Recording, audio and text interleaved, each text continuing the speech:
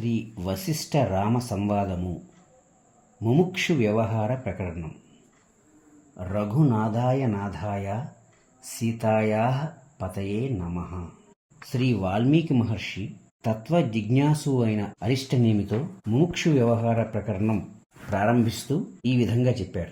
ముముక్షువు అనగా ఎవరు? ప్రయత్నరాహిత్యముల స్థితిగతులు ఎట్టివి? ఈ మానవుని దోషపూరితమైన ప్రయత్నములందు నియమిస్తున్నది ఎవరు?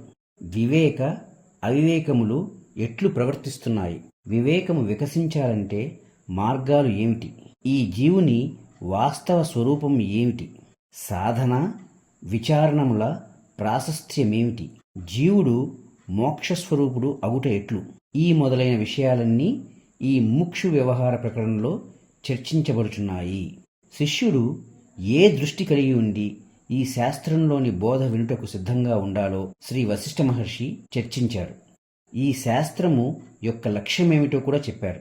జీవుని పూర్ణుడుగా తీర్చిదిద్దటమే ఈ శాస్త్రము యొక్క ఏకైక లక్ష్యము కదా. అతన్ని స్వతంత్ర యత్నశీలునిగా చేయుటకు గాను దైవము అనబడు బాహ్యమగు వస్తువు అతనికి ఏదీ ప్రసాదించుట లేదని నిరూపించబడినది. జీవుని స్వకీయ యత్నములే జ్ఞాన అజ్ఞానములకు కారణములుగుచున్నాయి అని ఈ ప్రకరణం పాఠకుని సదాచారము వివేకపూర్వక విచారణలకు సిద్ధం చేస్తోంది.